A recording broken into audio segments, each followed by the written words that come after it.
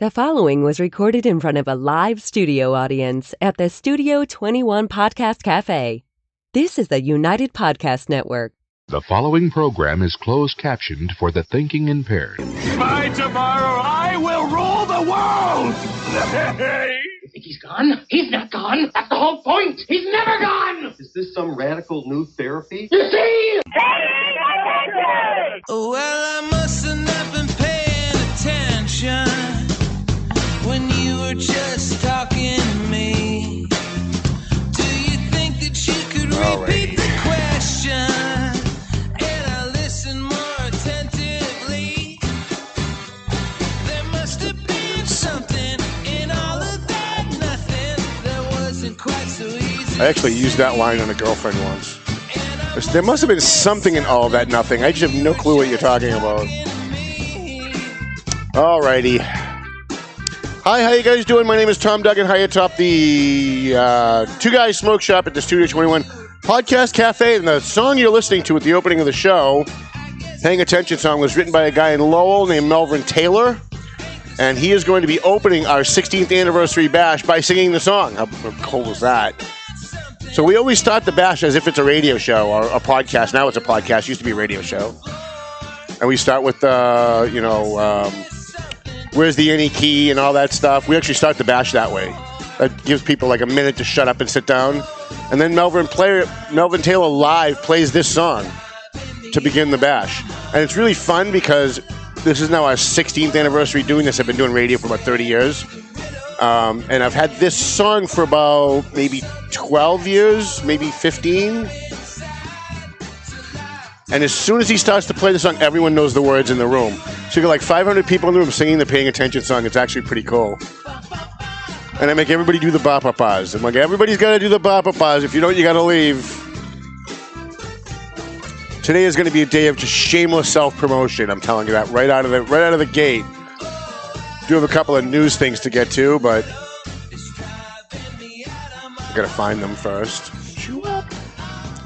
And then I asked him, I said, listen, if I throw you extra 100, will you play the Worthen song, which is the song we play at the end of the show? I'm telling you to go home. So he said, yeah, $200 for 2 songs? I'm in. He's literally the only person that gets paid at this bash. Everyone else donates their time for free, but it was worth it to pay Melvin to have him there, so... Alrighty, let's thank some of our sponsors, not all of them because there's so many. We'll be here for an hour, but we'll spread them out throughout the show. We definitely want to thank McLennan Real Estate, Century 21. We love Janet McLennan. We love Sam and Matt and everybody down there. And what I really love about McLennan Real Estate is they're people who contribute to the community. I see Matt and Sam down at the TMF Family Dinner for the Homeless every Wednesday night now. Last night they were bringing pizzas and some stuff to drink, and so I love doing business with businesses that aren't just looking for money, aren't looking for their name in the paper, but just go out and contribute and do something for our community. So we want to thank them, as well as AFC Urgent Care, Lisa Williams and her husband over at AFC Urgent Care. With all this coronavirus, we're going to be talking about this, but with all this coronavirus, if you're not sure, number one, cover your mouth with something, and then get to AFC Urgent Care and see if you can get some kind of test. Maku Towing, our friend Jason Maku, and I need him to call me if you're watching the show. And Martian and Son. Now, I screwed up on his ad. So for the last 3 weeks, it said Methuen and Sons. And Ronnie Martian, who's like the nicest guy in the world, he never likes to say anything bad about anybody. And he sent me an email and said, is there something you know that I don't know? Do I have another son out there that I'm not sure of? Because it's only Ron, Marcian, and Son. So we fixed it for you for this week, and I apologize. Climate Design Systems, we love Nina over at Climate Design Systems. She's going to be at the bash. Wait till you see what she's wearing. You saw her when she was here, right? Oh, my goodness, I can't wait. Just for that alone, I can't wait for the bash. So we've got a bunch of stuff to get to today. We're going to talk a little bit about news. We're going to talk about the coronavirus, the hysteria of the coronavirus, and then I'm just going to shamelessly plug my bash for the rest of the show. We may not even make it an hour. We may go 2, who knows? But, we're watching the hysteria, and it really is hysteria, of the coronavirus, the Chinese coronavirus. It's sad that our mainstream media is so owned by China that the first few days of this hysteria, they adequately called it the Chinese coronavirus or the Wuhan coronavirus because Wuhan is the name of the city in China where it supposedly started. And then all of a sudden China, which owns basically most of our media in this country, came down with the hammer and said, no. You're not going to call it you're going to make us look bad. Like, forget the people that are dying that make you look bad. Calling it the Chinese coronavirus is going to make us look bad. So all of a sudden, Anderson Cooper and all the sheeps on CNN and all the sheeps on MSNBC and ABC and NBC, suddenly it's just the coronavirus now. It's not the Chinese coronavirus anymore. It's not the Wuhan coronavirus anymore. Now suddenly it's just the coronavirus. And if you wait long enough, it'll be the American coronavirus because that's what we do in this country. We bastardize everything and we blame the victims. I'm not a doctor. I am not a scientist. I'm just going to say up front that I'm just sharing my opinion with you. This is not based on medical data. It's not based on scientific information. But, I lived through, and, it wasn't all that long ago, but I remember we had Ebola, which was a flesh-eating bacteria that was going to wipe out the planet. Remember that? It was going to wipe out the planet. We had to cordon things off and close things down. And in 2008, I remember we had the avian flu. By the way, the bash continued. The bash went on. Everybody's saying, avian flu, you're going to cancel the bash? No, we're not canceling the bash. I don't care if the Russian missiles are in the air and targeting Lawrence, Massachusetts 20 minutes before the bash starts. The bash goes on. In 2010, we had the swine flu. Right? Swine flu, everyone's going to die. Oh, it's the hysteria. Run, it's going to get you. And, nothing really bad happened except to a few people, like, 0.01%. What they're saying now on TV, and you have to realize the idiots on TV don't know anything. What they're saying now on TV is that we have to be really scared of this virus because it's twice the death rate from the Chinese coronavirus is twice as high as the flu. So that means we have to panic. Until you actually dig down and you look at what's the death rate of the flu, it's 0.01%. So the death rate for the coronavirus is 0.02%. And although, that's a 50% jump, 0.01 to 0.02, it's still 0.02%. So I'm pretty sure Lawrence, Massachusetts and Methuen, Massachusetts, Lawrence canceled this St. Patrick's Day parade. Methuen Mayor Neil Perry canceled his St. Patrick's Day luncheon. I'm pretty sure in Lawrence they canceled their St. Patrick's Day luncheon. Boston canceled their St. Patrick's Day parade. The NBA is shutting down, and it's all hysteria. That's all it is. Is it dangerous? Yes, obviously it's dangerous. It's a virus. All viruses are dangerous. But at 0.2% death rate, I'm pretty sure I'm not worried about having a bash on March 27th. So there is a concerted effort by members of the media to tank the economy because it's the one thing Donald Trump has on his side during the election. And what's sad is that the media, and especially the news media, has to find a way to hurt America in order to hurt Trump in order to try to regain power. And I watched it on CNN all day. They're blaming Trump for a virus. Newsflash, it's a frickin' virus. It's a virus.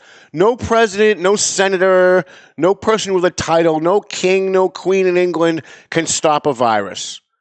But the few measures that the president did take to try and stop the virus, or at least to try and stop its transmission widely within this country, was shutting down flights to China. And he was immediately called what? A racist. He was a racist for stopping the flights coming in from China. How dare he? And now it turns out that was a pretty good move. Last night, the president had gave an address to the nation saying he's also shutting down all flights coming in from Europe. Also a very good move. Here's what's funny.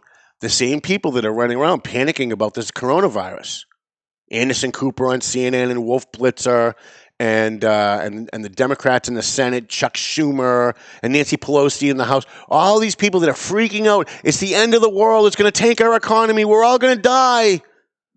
These are the same people that want open borders and want people to be able to stream across our border without being checked by a physician. These are the same people that want people to come from every single corner of the world, every hellhole on the planet, to come here and get benefits and stay here and bring, by the way, whatever viruses they might have. So it's a little hypocritical. I always say during my show when we talk national politics that the Democrats Everything the Democrats say they believe in is in direct contradiction to everything else they say they believe in. On the one hand, we have to panic and take every single measure, including closing down the NBA because of this contagious virus. And they keep calling it a pandemic. I don't know why they're calling it it's an epidemic is what it is. I looked it up last night. It was very confusing. I looked it up last night, the difference between a pandemic and an epidemic. An epidemic is something that is, by definition, something in a small, enclosed location. You know, like there's an epidemic of bed bugs in New York, right? But if it was worldwide, it would be a pandemic.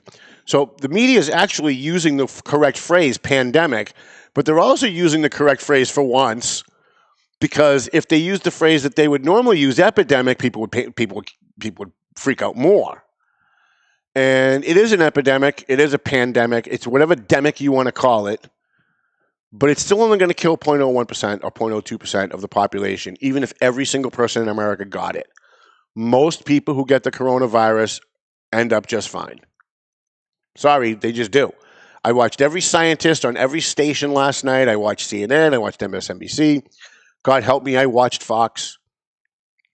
I watched the BBC. BBC in England is actually really, really good on this kind of stuff because they bring real scientists in that have no political agenda and just kind of talk about what the virus is, what it does, how quickly it gets transmitted. Apparently, it gets transmitted a lot faster and lives a lot longer than the actual flu virus. So if I were to sneeze on this counter, if it was a flu, it would die in half the time that the coronavirus dies. However, 0.01% of people, 0.02% of people who get the coronavirus end up dying. So, you know what? I'm not really worried. You people should not be really worried. We shouldn't be canceling parades. We shouldn't be canceling dinners. I mean, if we do, the terrorists win, right? I mean, we can't change our life. This is what we heard after 9/11. We can't change our life or the terrorists win. I happen to believe, with no scientific evidence whatsoever, but I happen to believe after watching what China has been doing to this country for the last 20 years, that this is intentional. I think the Chinese coronavirus was intentionally created. I think it was intentionally released. And I think the Chinese government is purposely using the rest of the world as guinea pigs because they want to use biotech warfare to take out their enemies. And what better way to do it than a virus like this? Except they got to come up with something better than 0.202%. That's all I can say. Like, I mean, it's a good effort. The Chinese get an A+ for effort. But I'm still holding my bash on March 27th. I'm still going. If somebody else has a St. Patrick's Day luncheon or dinner in the community, I'm still going. And if I feel like going to a political event or I feel like going to the Central Catholic basketball game, as long as they don't cancel it, I'm going. I'm not worried. I'm not worried about the coronavirus. I'm not walking around with a mask on. Neither should you. The worst thing in the world we can do is stay home and be afraid. It will collapse and destroy our economy. And our economy is doing pretty good, even despite this coronavirus. I know Wall Street's taking a hit, but that's always going to bounce back. I mean, if you look at the long-term gains, the long-term losses on Wall Street always bounces back, even after they have a couple of horrible weeks. But we want to make sure that it stops now. And I don't understand why the NBA shut down. Maybe because they're mostly owned by China, you know, and that's what China wants. They want to hurt our economy. And it's starting to work. So go out and do your regular stuff. If on Saturday you go shopping or you go to the mall, then damn it, go to the mall and go shopping.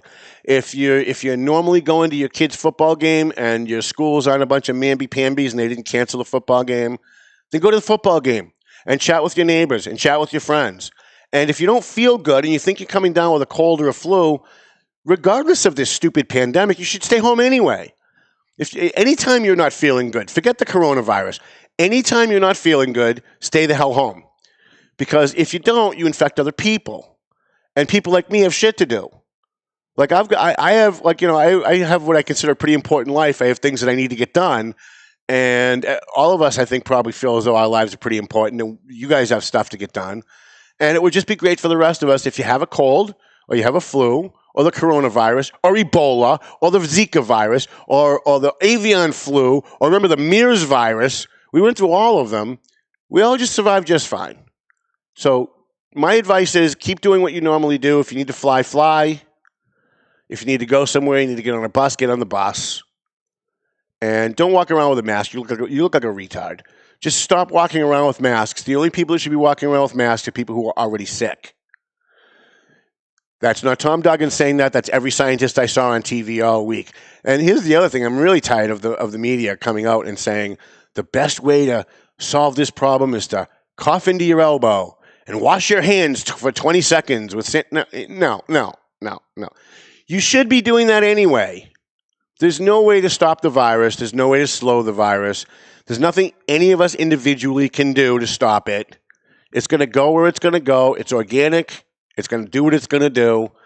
And when all this is over, we're going to look back at this hysteria and we're going to wonder why we were so stupid and why we were so afraid. And sadly, someday there will be a virus that will be really, really dangerous, more than 0.02% fatality rate. And we're going to look back. It's kind of like every time the weatherman says there's going to be a big snowstorm and everybody goes out and stocks up and then there's no snowstorm. And then 5 times in a row they say it's a big snowstorm and people are canceling school and then there's no snow. Then after a while, it's like the boy who cried wolf. They say there's a big snowstorm coming, nobody pays attention. That's what my fear is. My fear is this is not a big thing. This is going to go away very shortly. It is going to be a big hit to our economy, at least short term. But the next thing that comes along might be a lot more dangerous. And we're not going to be listening to the idiots on CNN like Wolf Blitzer and Anderson Cooper and Don Lemon and that guy on MSNBC. What's her name? Rachel Madcow. Whatever they say, we're just not going to listen to them, and then we're really going to be in trouble because it'll be real. The boy who cried wolf.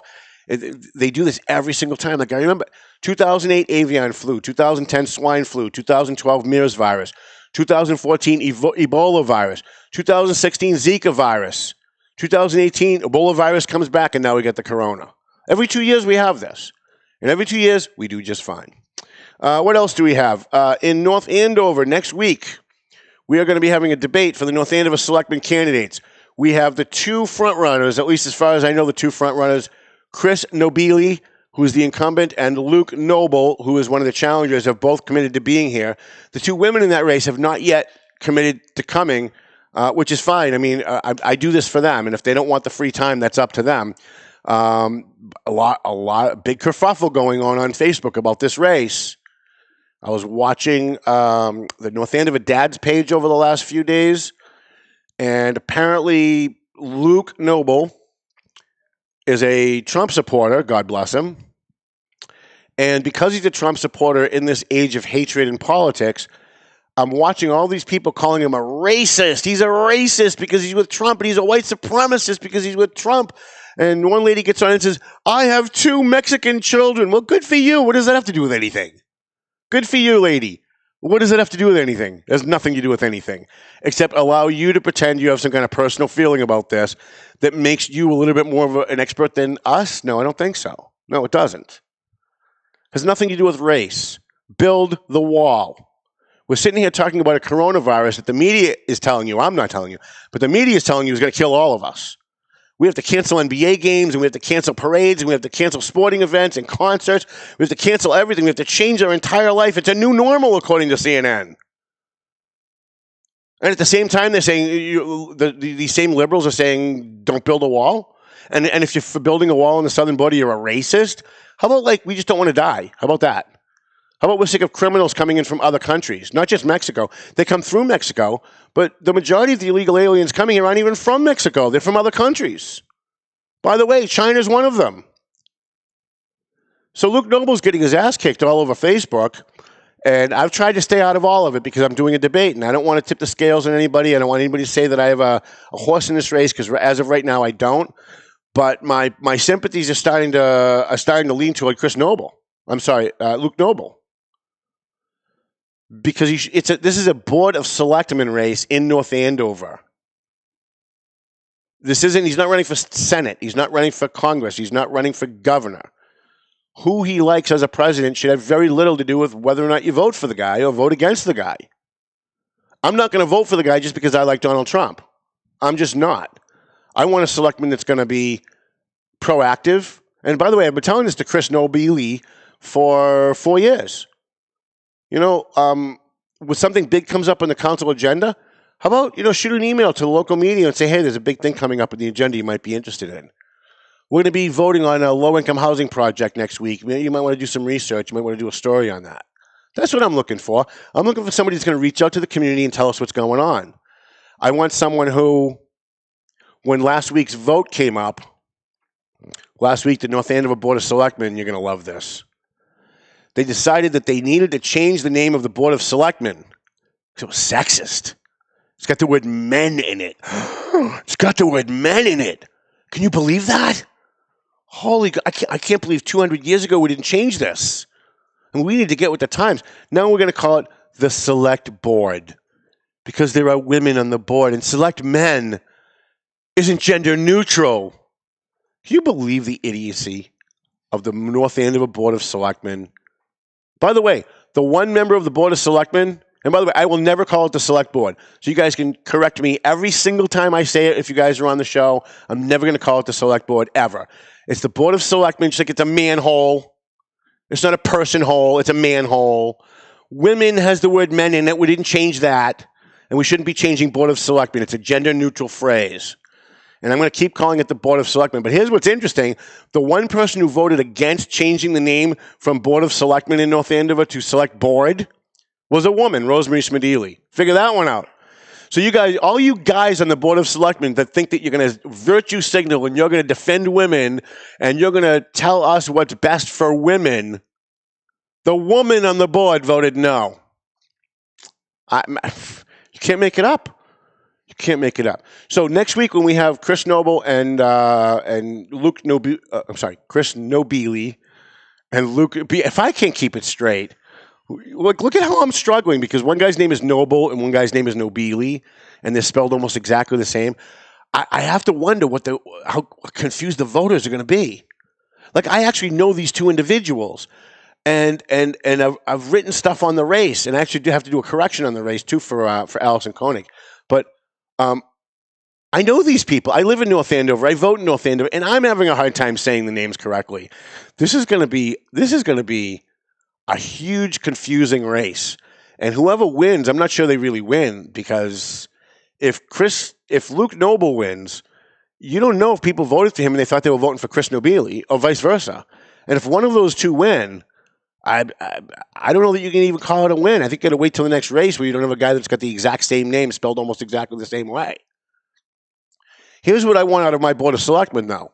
I want my Board of Selectmen to put aside all the political baloney.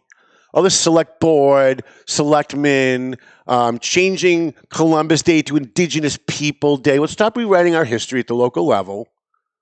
Let's stop trying to be woke. Let's stop trying to be progressive. I know North Andover has taken a sharp left turn in the last 10 years, and I've watched it happen because of all the overdevelopment, and I get it. The town has turned more liberal. Fine. But how about take care of the town? How about worry about the schools? How about, doing things for the community? Like Phil DeCollegiero might be a left-wing progressive nutcase, and he is, but he's my friend. But you know what he does, like in between being on the Board of Selectmen? He goes out and he helps the North Andover Merchants Association run their farmers market in the summertime. He helps run mixers for local businesses downtown. He doesn't just sit in a meeting every 2 weeks and vote the way he votes and goes home. He actually goes out and proactively does stuff. So even though he's a left-wing progressive nutcase, and he is, and I don't know who he's supporting for president, but I would assume it's probably about Joe Biden or Bernie Sanders. And it was probably Elizabeth Warren before that. He has supported every single left-wing Democrat that's ever run. He's part of the Democrat Town Committee. But I don't care. Every time Phil runs for selectman, I vote for him because when he's not sitting at the table, he's out in the community doing good things for the people who live here. It would be nice if the other Board of Selectmen members would do that too. When something big is coming up on the agenda, I didn't get a phone call on this one. I don't think Phil wanted me to know about this one because I would have showed up and I would have had a few comments. But Phil DeCollegiero, generally, if there's something big coming up, will shoot me a quick email or an instant message and say, hey, big vote coming up. Or, hey, Tom, last night we voted on X, Y, and Z. I don't know if you're interested in a story on that. Which is great because it's a member of the Board of Selectmen reaching out to the community, letting them know what happened. Because let's face it, most people don't watch the Board of Selectmen meetings. You've got the small insider crew that always watches the meetings. I watch them. I'm sure Ted Tripp watches them. The Tea Party people in North Andover watch them. Relatives of the selectmen members watch them. But for the most part, nobody's watching the Board of Selectmen meetings in North Andover. I go to town meeting. Sometimes we have 250 people. It's a disgrace, given how many people live in North Andover. So you have all this power concentrated in a very small place on this Board of Selectmen, and they think like, they're going to show everybody how virtuous they are and how wonderful they are that they're going to change it to Board of Selectmen. It's just ridiculous. We'll be asking those questions. I'm hoping the other two candidates will be here. The other two candidates are Laura, oh boy, I can't believe I started down that road and didn't have it in front of me. Laura, I think it's not Baker. It's something like Baker. I'll get it for you. And Allison Koenig. Again, neither one of them has committed to being here, and that's okay. Because the other two guys, they have committed to being here, and they will be here. They're men of their word. When they give their word, each of them keep their word. All right, what else do we have? So we've got coming up, wow. We have coming up March 27th. You can mark your calendar. You look like you were looking for that for me. It's no, all right. She's a friend of Neil Perry's, and he mentions her all the time, and I can't remember. Laura Baker. I'll figure it out. We have a big bash coming up. It's our 16th anniversary of the Valley Patriot, and every year we hold this charity bash that we do. And what's funny is we started off the bash, our first year holding it, we didn't know what we were doing. So we just got like a DJ that we knew that donated his time, and Daily Dose Cafe donated a bunch of food, and a bunch of people showed up. Charlie Baker showed up because he was running for governor at the time. By the way, we haven't seen Charlie since then, since he's won. He's too big for us now. Richard Desai came. All the state reps came. All the state senators came. Laura Bates. I was close, though, right? Laura Bates is the other candidate in that race. So at our first bash, all these dignitaries came, and Senator Bruce Tarr came, and State Rep Paul Adams came, and Jim Lyons came, and everybody came, and we had a little dancing. We did a little 50-50. We raffled off like 3 or 4 items that we had that somebody donated gift cards or something. But everybody that came brought us a present. Hey, Tom, it's your anniversary. Here. And so we're walking to our car the night of the first bash with all these presents people brought us. And I thought, this is the exact opposite of what I wanted to do tonight. Like, I didn't want to come here and have people bring us stuff. This wasn't like a way for people to give us free stuff. Look, I'll always take anything free anybody wants to give me, but that wasn't the purpose of tonight. And so we went home, we felt bad about it. And because it was in the middle of a snowstorm and there was 3 feet of snow outside and we still had 150 people show up at the VFW in North Andover, we knew the following year without a snowstorm we were going to fill a room. So we went to the Firefighters Relief Inn in Lawrence. They offered to donate the room because believe me, they make bank on the bar. Because when you fill 500 people in a room, everybody's drinking, right? Especially on a Friday night, especially at the Relief Inn. So we went to the Relief Inn and we said, what we want to do this year is we don't want anybody bringing us stuff. So let's get people to bring stuff for other people. So we started with a scholarship for a Lawrence High School kid and asked people to bring stuff for the homeless. If you have socks, bring it for the homeless. We had a big box, put the socks in the box, and we'll go out and we'll give it to the homeless. And if you want to donate a little bit of money for a scholarship for a Lawrence High kid, I think we get it up to like $300 the first year. Here we are at the 16th anniversary of the Valley Patriot. And let me give you a little bit of an itinerary for those of you who are thinking of coming or want to come. You won't regret it. People who come for the first time always come back. Like our first time people 2 years ago who said, "Oh my God, this is the first time I've come. I can't believe what a great night this is." They've always come back. Once we get them in the room and we show them what this newspaper does, and it's not just a newspaper, that we're a cause, that we're out there in the community helping veterans, that we're helping homeless people, that we're helping kids get money for college education, they always come back because it's drinking and comedians and a DJ and a roast. We have Al Caprillion, famous weatherman, comes. He always opens the night off with "Good evening," which is pretty funny because everybody in the audience starts doing "Good evening," and then he does it back, but nobody knows when to stop. So it just keeps going for like a minute and a half. Everybody's doing "Good evening" back and forth with Al Caprillion cracking up. So here's our scholarships. Our scholarships this year. And I'm going to even pull up the amounts, let you guys know, because we really need you guys to kick in. We're a little far behind on our fundraising efforts, Not a lot far behind, but we are a little far behind. So we've got the let's start with the Dan Cody Memorial Scholarship. 2 years ago, Dan Cody was a driver, a tow truck driver for Cody's Towing in Lawrence. And he was killed by a drunk driver on Route 495. It was, I don't know what time it was, like maybe 1 o'clock in the morning. We were actually there. We heard it. We were chasing police calls that night. It was a tough night for everybody, especially the state police, because they know the whole Cody family. And that happened about a week and a half before my bash 2 years ago. So a guy, one of our most loyal readers in the world, his name is Al Valo. He runs HeatQuest. He does HVAC. Came to my office, put $500 down and said, I know your bash is in 2 weeks. I don't know if this is going to screw you up, but I want to start a scholarship in the name of Dan Cody and keep his memory alive. He said, and I want the scholarship to go to a kid that graduated from the Thompson School in North Andover because that's where Dan's kids go now. And I'm hoping that if we can keep this scholarship going every year, that in 6 years, Dan Cody's kids will be able to get this scholarship. That was the reason that he set it up, so we could help Dan Cody's kids. So last year we gave out 2 scholarships for Dan Cody. Let me, if I can just get real quick, I'll give you what we had last year. For the Cody scholarship was, little audio production. Sorry about that, kids. $3,450 we gave for the Dan Cody Memorial Scholarship last year. This year we're at $1,265. Now we still got 3 weeks to go, 2 weeks to go, and most people make their donations at the end. A lot of people bring a donation at the door. They buy their tickets and then throw a check for $100 in for a certain scholarship. But right now we're at $1,265. So if you'd like to donate, by the way, if you'd like to donate to any of these scholarships, you can go to eventbrite.com. You can instant message me, and I can tell you how to mail a check in. Or we actually have a Facebook page, what do you call it, like a fundraising page. I'm actually looking for it as we speak so I can post it. It'll probably be on the Paying Attention team. No, the Bash page maybe. This is what happens when you do on-air production. Isn't it awesome?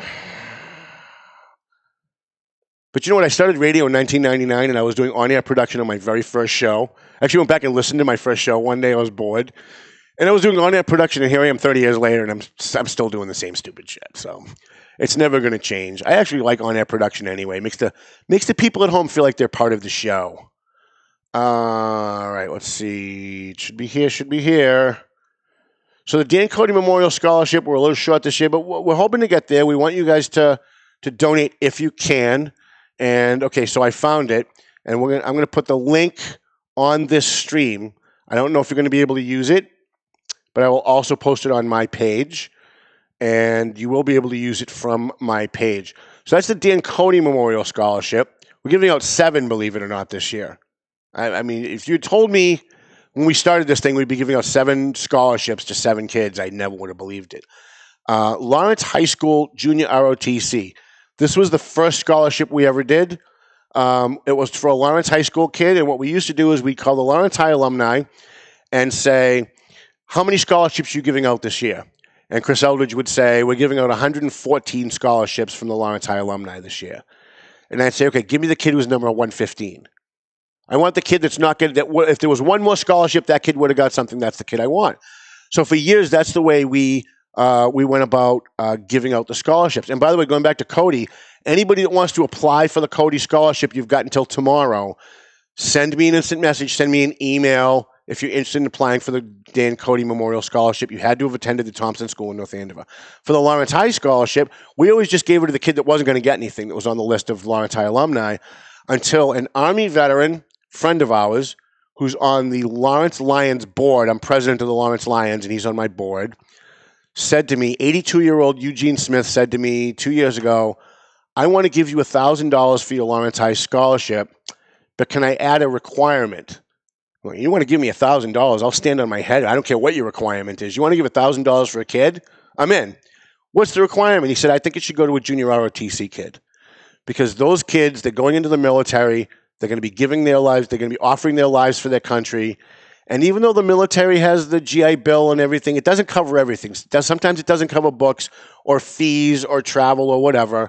And I want it to go to a kid that's going into the Army or going into the Navy or going into the Air Force. I said, okay, you know what? You want to keep this going? For every year that you donate, we will give it to a junior ROTC kid. So this year we've got a junior ROTC kid. Her name is Camilla Herrera. And she, so far, from what we've raised, Eugene gave us $1,300. Our good friend Joe Dunn gave us $500. Attorney Paul Lambert, who supports every single thing that we do. I mean, when I published my book, he bought a bunch of books. When the movie came out, he went out and bought the movie.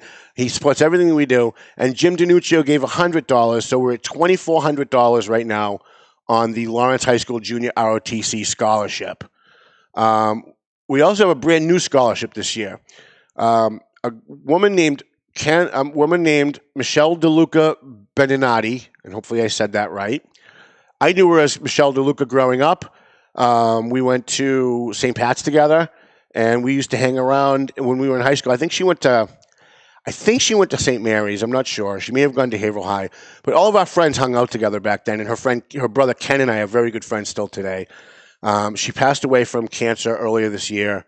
Her husband is a police detective in Haverhill, and he was on the front page of yesterday's Eagle Tribune. So kudos to the Eagle Tribune for actually finally printing some real news. So Ken came to me this year and said, he's still kind of broken up about his sister. He wants her name to live on. He said, I want to do like what you guys are doing with the Cody Scholarship. So he plopped down $1,000.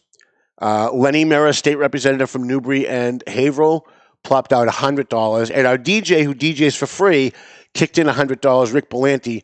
So right now we've got $1,200 in the Michelle DeLuca Beninati Scholarship. And what was I going to tell you about that? There was something else on that one too. Boy, isn't that awful. Don't get old, kids. I'm telling you, just don't get old. You just start to, I feel like Joe Biden. I'm sitting here all day trying to remember where I am, what's the next scholarship, what are we doing? So this is for the Michelle. Oh, so this is going to go to a kid that went to Haverhill High School and is going on to college for either social work or criminal justice. Michelle DeLuca was a social worker. She worked a lot with kids. And so Ken wanted to make sure that this scholarship went out and kept his sister's memory alive. Now, anybody who's interested in applying for any of these scholarships, we only have 2 that are still open. But if you win a scholarship, you have to be in the room the night of the bash. So there has only once has a scholarship kid not showed up. So we actually, during the bash, called the kid that was second, asked him if his mom could come down. And we wrote him a check for $2,400 because the other kid didn't show up. And then the other kid's mom called me the next day and said, can you send us a check? And I'm like, no, you didn't come. Like, we made it clear to everybody when you apply for this scholarship, the one requirement is you have to be in the room. Because then we get your picture with the people who donated the money. We put it in the paper, and then next year people see, hey, so-and-so gave money and he's in the picture. I want to be in the picture next year too. Maybe I'll give money. And so what I'm trying to do with this bash, as we move forward, as we move through the years of tweaking it and changing it every year, what I'm trying to do is I'm trying to get everybody into a room, as many people as we can into a room, because we give ClearPath New England for homeless veterans 50% of our raffle money. We give another nonprofit 50% of the 50-50. So one person wins the 50-50. The other half of the 50-50 goes to a local nonprofit. We haven't actually figured out who that's going to be yet this year. So we do all these things with the scholarships and the awards to get people in a room and have people who are doing some pretty amazing things get to meet each other and talk to each other. And, we had Suzanne Bump, left-wing progressive lunatic. She's our state auditor. I love her. I campaign for her every year when she runs, even though I'm a right-winger, because she does a great job. She came and she was our keynote speaker a few years ago. Got very nervous. She thought she was going to be in a room full of right-wing Tea Party people. She had no idea when she walked in that 2/3 of the room were going to be Democrats, because 2/3 of the Merrimack Valley are Democrats. That's the way just statistically it's going to break down. So it doesn't matter what my opinion is. It doesn't matter what the editorial slant of the paper is. She came. She put her politics aside. She was our keynote speaker. This year, Corey Lewandowski, the former campaign manager for President Trump, is going to be here, and he's going to be speaking. And I think that's great. We're going to have, in the room, we're going to have right-wing Republican Corey Lewandowski as our keynote speaker. Also speaking is going to be moderate Democrat Diana DiZoglio. In the audience, we're going to have left-wing progressive lunatic Christina Minicucci, who wears Birkenstocks everywhere she goes. She's one of those Birkenstock girls, right? So the bash is something where we just kind of put aside our personal feelings. I'll get back to the scholarships in a second. I know I got off on a tangent. But the bash is something where everybody puts their personal feelings aside. Everybody puts their politics aside. Everybody gets into a room. We try to do something good for the community. Now, every year I get up to the podium, and at the top of my notes it says, take a deep breath and count to 10. And so while I'm counting to 10, just to kind of calm my nerves, because I'm off the wagon the night of the bash, by the way, I look around the room, and I can, in my head, identify that at least a third of the people in this room hate my guts. And I do, and I'm looking around the room, and I even say sometimes out loud, I can't believe some of you people are even here.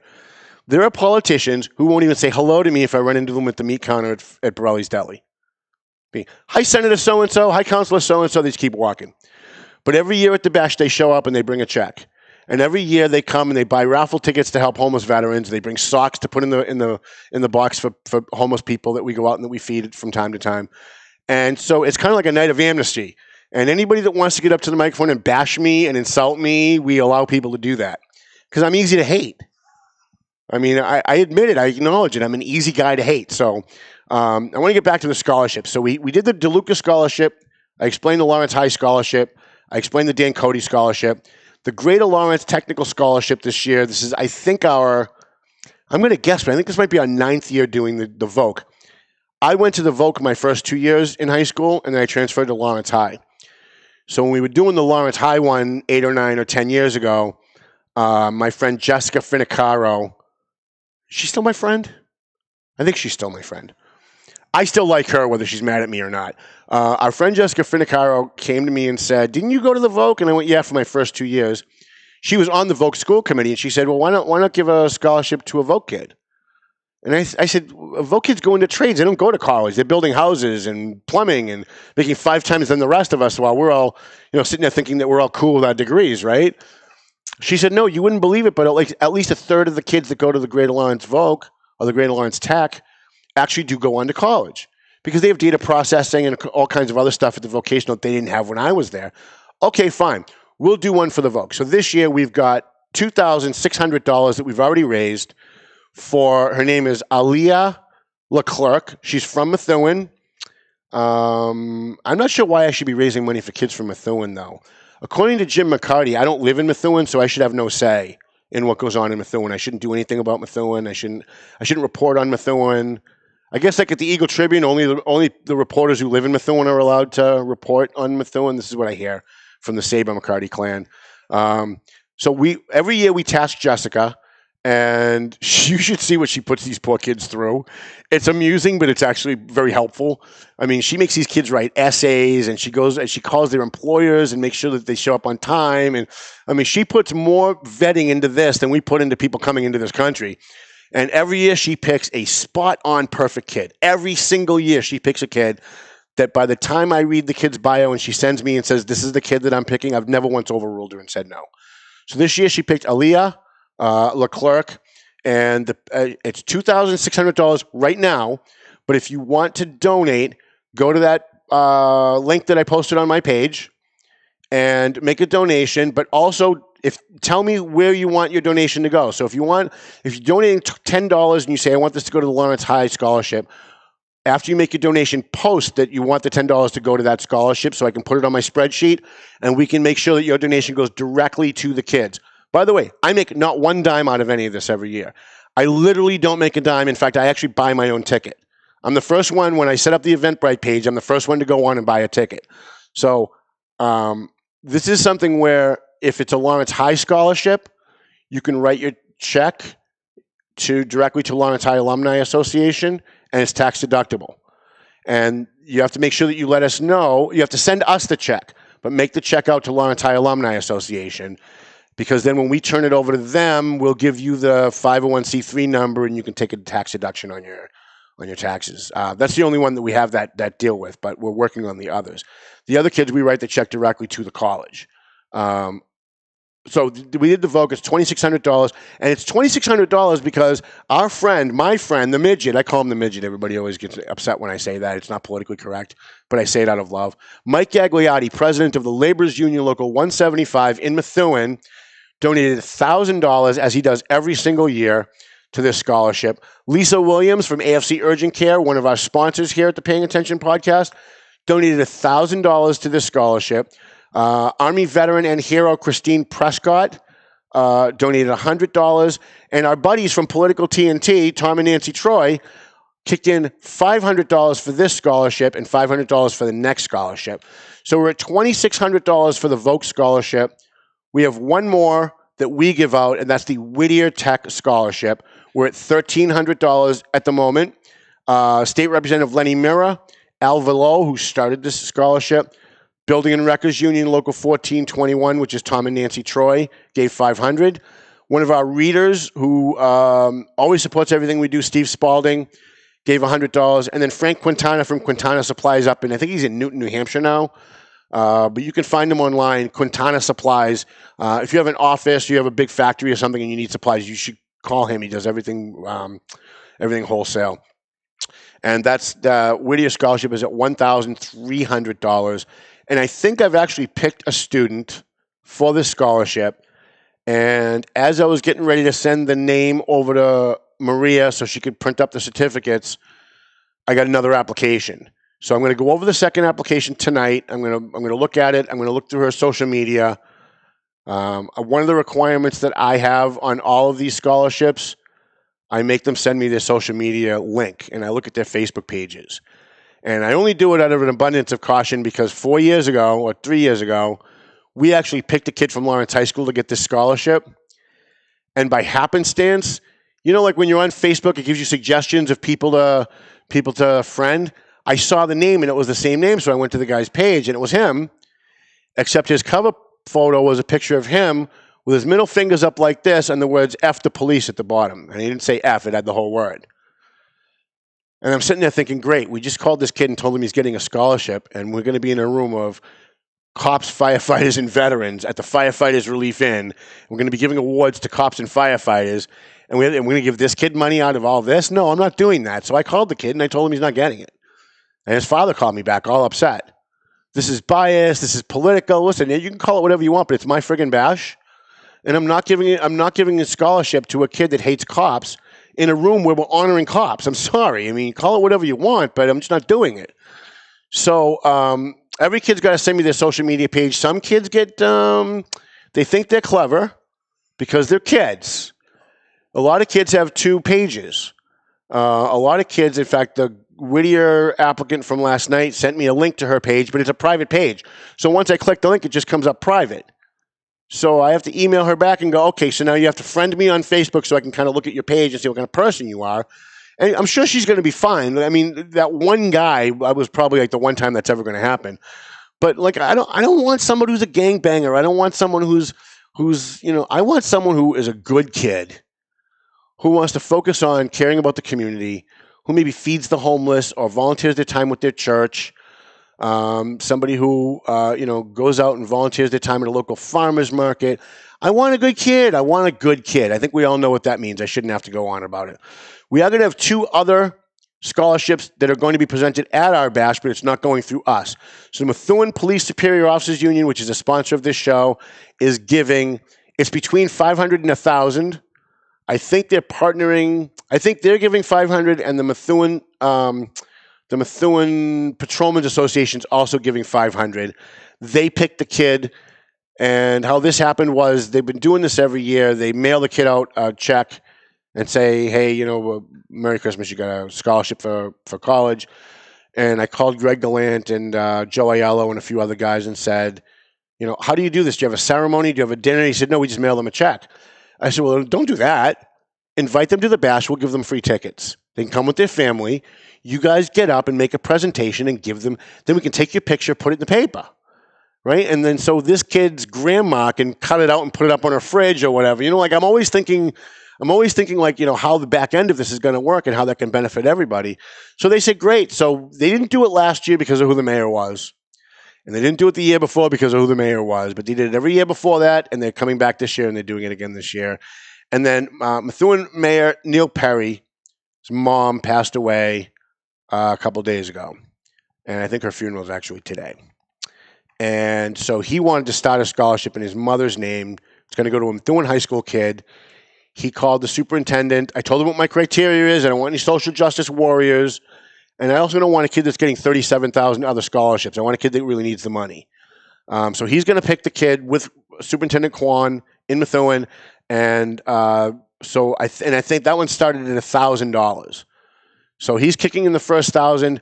Here's the chance for all of you guys on Methuen Sound Off who bitch and complain every single day, who whine and cry about the politics of Methuen and why doesn't anybody ever do something positive?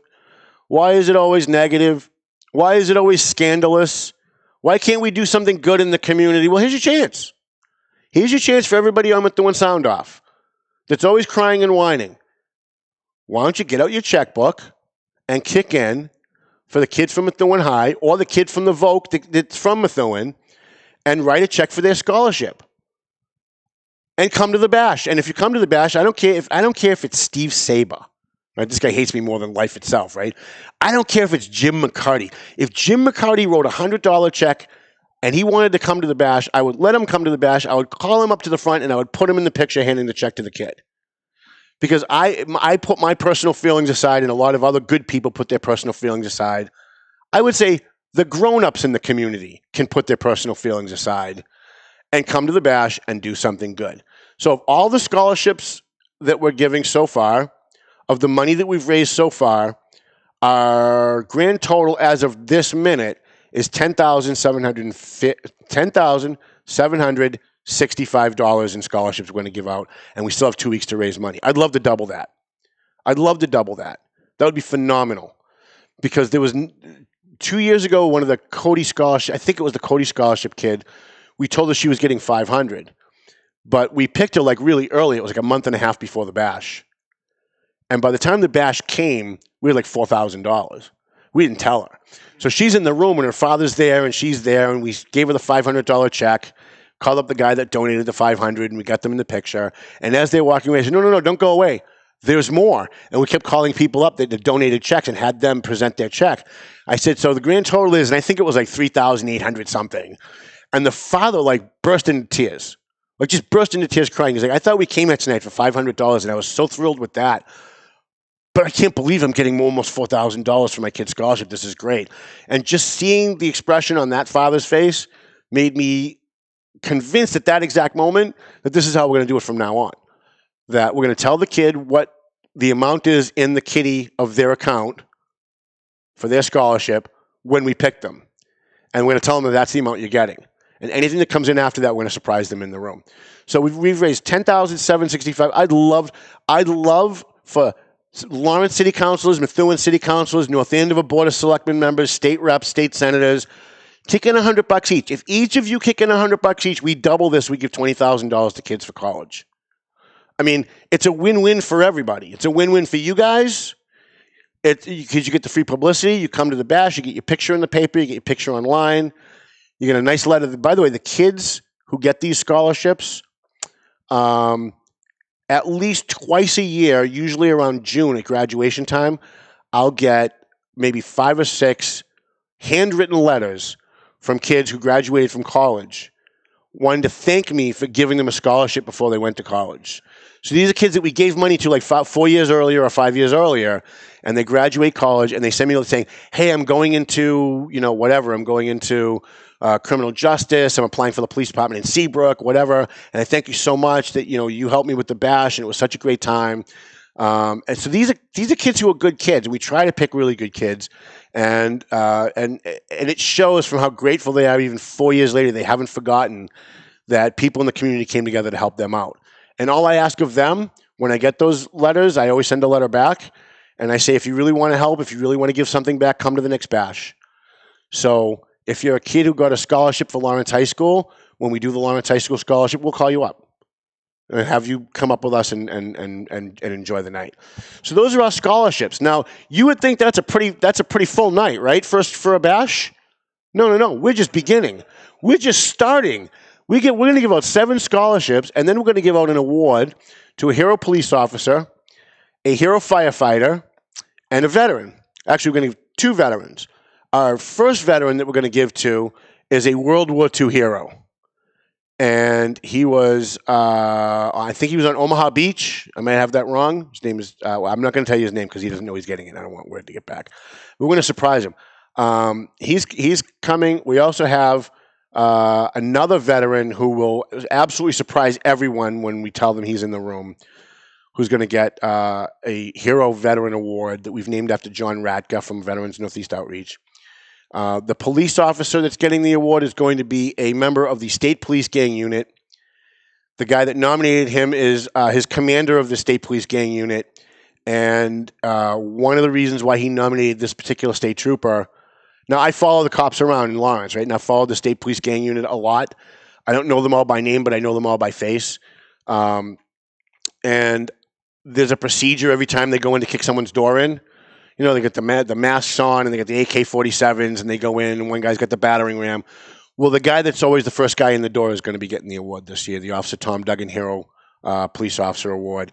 Because if ever there's going to be a guy with a gun on the other side to shoot the first guy in the door, this is the guy they're going to get. He's the guy that literally goes in the door first. And can't imagine giving it to anybody else, so he's going to get it. And we're waiting on a nominee from Tim Sheehy from the Methuen Fire Department.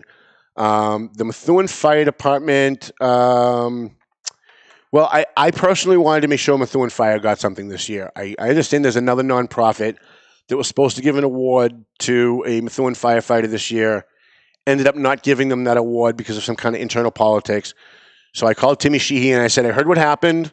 I used to be a member of that board. I'm disgraced by what happened. I want you to pick somebody for our Officer Tom Duggan Public Safety Award for a firefighter.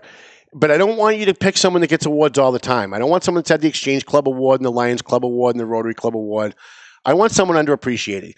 Give me a guy that comes in every day, does what he's supposed to do. Maybe he's done one or two things above the call of duty, and we'll give him the award. And hopefully that will hopefully what's the word I'm looking for? Motivate somebody who's on the fire department to do the same thing. And then we have we're going to wrap up with our Scott Clegg Public Service Award.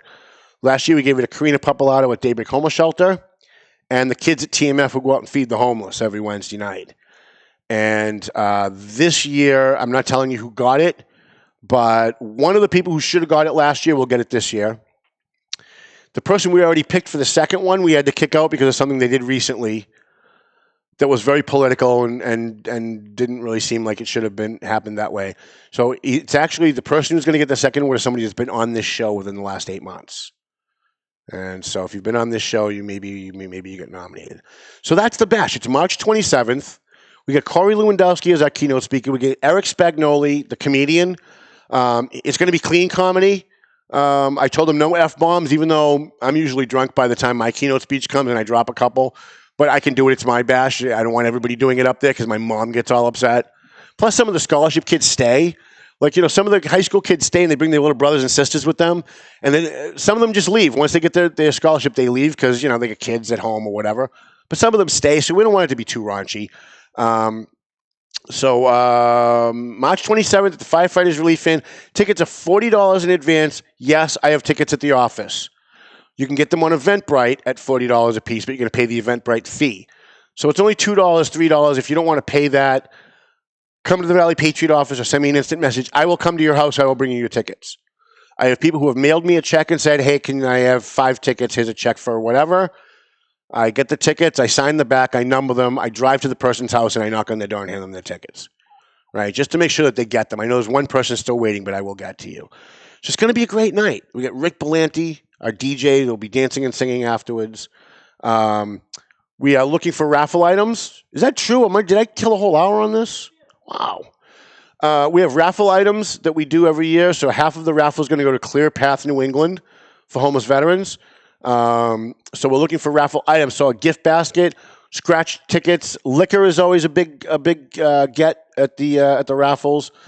I think our biggest item going back, after the bash, we always get together. We go to the hotel for an after party, and we kind of pick apart the night, what went well, what didn't go well. And one of the things that we noticed every year goes really well, and I don't know who donates them, but somebody donates ski lift tickets to Loon Mountain, and we actually put that as a separate silent auction piece, and I think we made like $380 last year on it, and I don't even think they were worth that.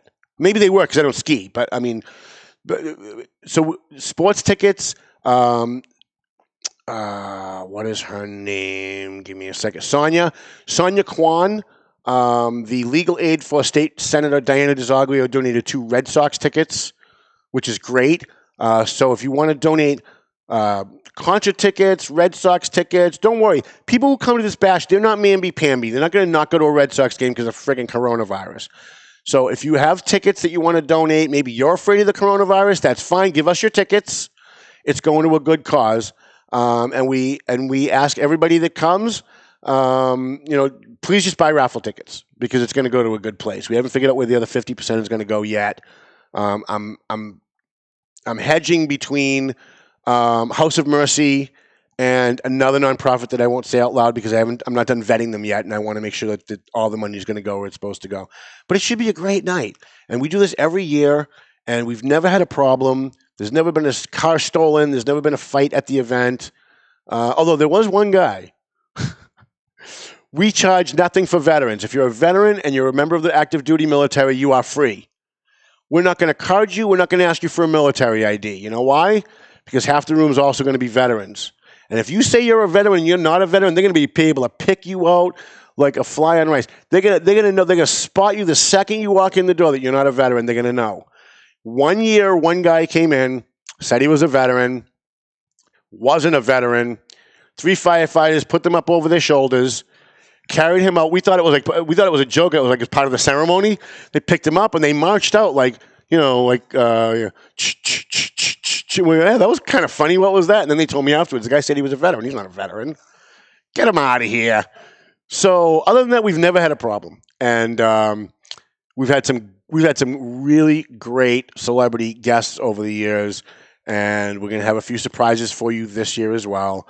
I don't want to blow too much. But if you go to eventbrite.com, you can get your tickets. If you want to make a donation for the scholarships, you can send me a check at P.O. Box 453, North Andover, Massachusetts, 01845. And you should write your check to the Valley Patriot Bash, even if it's for a scholarship, unless it's for Lawrence High School scholarship. If you want to make a donation directly to Lawrence High School scholarship, you want to write your check out to Lawrence High School Alumni, ECCF, and we will hand the check to Lawrence High Alumni, and they will write the check directly to the college that the kid is going to. So I think that's pretty much it. I mean, I don't think we have anything else. We do have a partnership that we solidified 2 nights ago with Salvatore's Restaurant and CPFP Comedy Productions, which is our friend Chris Flayhive. And there's a Mr. Funny competition next Friday, the 20th, I believe, right? 13/20, yes. So next Friday, the 20th. I'm going to be a judge again. I've been judging as we go, and 10 comedians get up and they give their best, and then we rate them kind of like American Idol, and then whoever wins goes on to the next round. The final round will be in April after the bash at some point.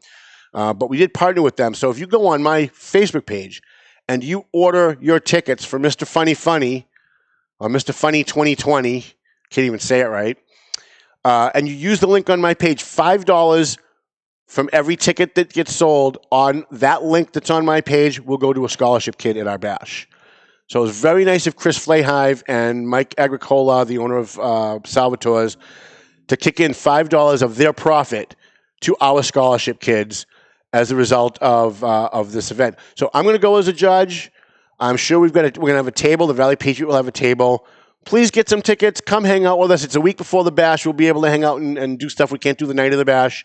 I'm going to be off the wagon actually starting, tomorrow, right? Tomorrow's the 13th? Yeah. So from tomorrow until the night of the bash, I'm off the wagon. This is if you ever wanted to hang out with me, this is the time to do it. Otherwise, I'm just boring. I'm a boring guy to hang out with. Everybody thinks I'm so much fun. They come over, they hang out at the office. They're like, wow, you're really boring. Like, I told you I was boring. Unless I'm off the wagon. Then all bets are off. I am going to need a designated driver, though, at some point. We've had a pretty good year as we wrap up the show here. I know we're 3 minutes late. Ben, we've had a really good year at the Valley Patriot. We've survived the Jajuga lawsuit, at least so far. It's our 5th lawsuit. We have never lost yet. I was lucky enough because of this newspaper to appear in Jenny Teeter's music video, Daughter of the Devil, which is a big thrill for me.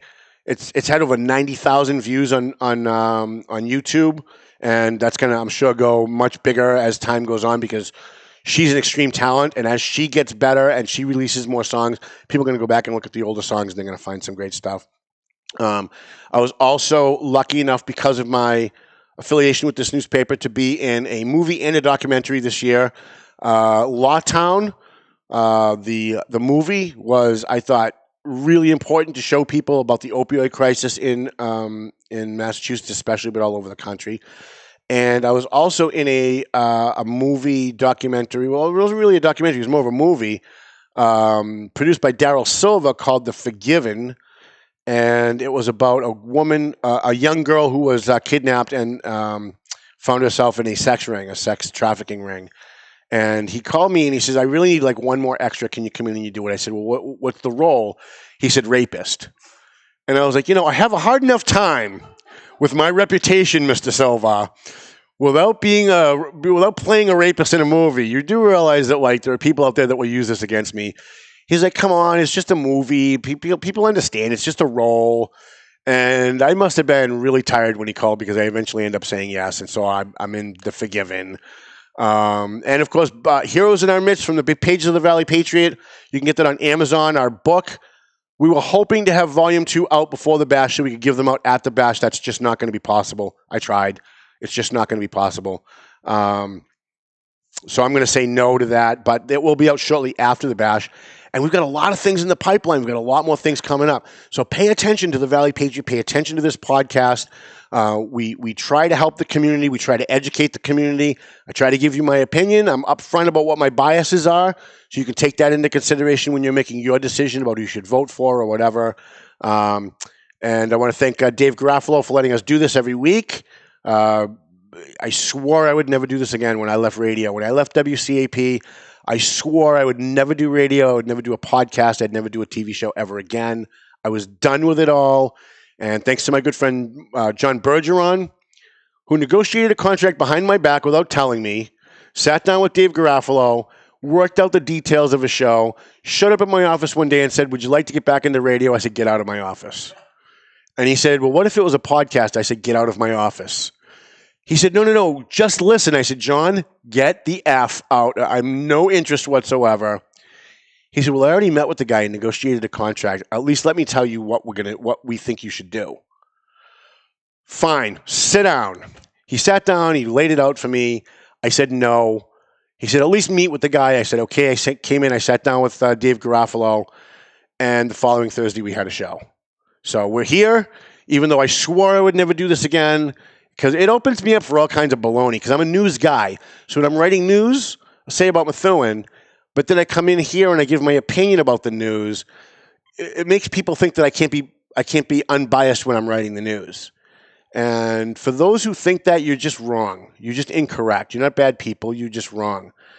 I can love Neil Perry. I can despise Jim McCarty. But if Jim McCarty does something good tomorrow, he does something that benefits the community, I'm going to write that story. I'm going to write it because I have a bias. That's true. We all have a bias. We're all human. The question isn't, do you have a bias? The question is, can you put your bias aside when you're writing news? And I think we've got a 16-year track record of doing that. So we're always looking for sponsors of the show. We're certainly always looking for sponsors for our annual bash because it all goes to charity, or almost all of it goes to charity. Some of it technically isn't charity because they're not 501c3s, but we do give. 1 year we had a guy, as we wrap up, 1 year we had a guy that we found out was taking money. He was a South Lawrence East Little League coach, and there were kids that could make the team, but they couldn't afford their uniforms. So he was taking money out of his own pocket. This guy works 2 jobs, right? And he's got a wife that works 2 jobs. He was taking money out of his own pocket to pay for the kid's uniform because he couldn't turn the kid away just because they couldn't afford it. The kid made the team. He was good. So he paid for the kid's uniforms. So we got word of this, and I met with the guy, had lunch with him, and said, here's 2 free tickets. You've got to come to my bash. Promise me you'll be there. Just promise me you'll be there. And he swore up and down he would be there. And I got up at the beginning of the bash 2 years ago, and I called his name, and he wasn't there. I was all bummed out. And then 10 minutes later, one of my runners on the floor said, "Hey, he's here." So we called him up and we gave him a check for $1,000. We wrote it directly to him because he was taking money out of his pocket to help Lawrence kids. And he wasn't getting a thank you for it, and he wasn't getting reimbursed for it. And so I handed him the check, and he's like, "Oh, great, this is great. The kids could really use this." And I'm like, no, we wrote that to you. That's to repay you for what you've done for the community that we found out what you were doing. So we do a lot of great stuff with the money that we raise from the bash. We sponsor the menorah lighting in North Andover every year in December. We sponsor the North Andover Scholarship, North Andover Police Scholarship Association. Whatever money is in the bash account, we have a separate account for this. At the end of the bash, if there's an extra $1,000, it's still going to some kind of a charity somewhere along the way throughout the year.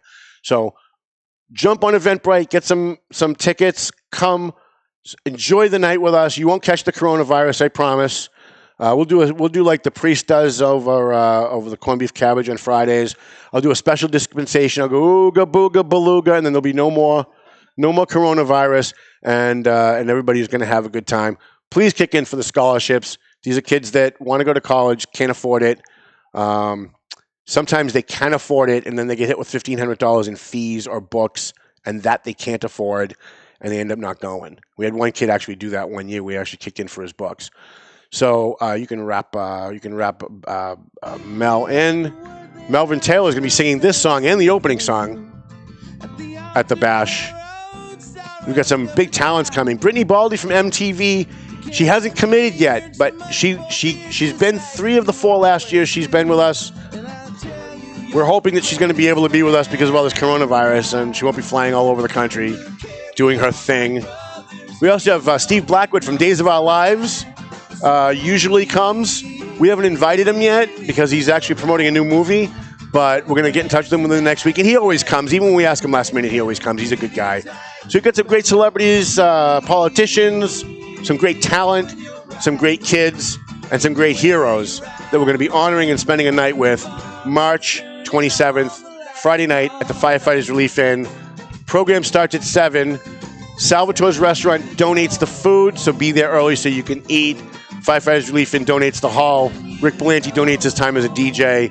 Mel says we got to go home, so go home already. Can't believe I did a whole hour on that.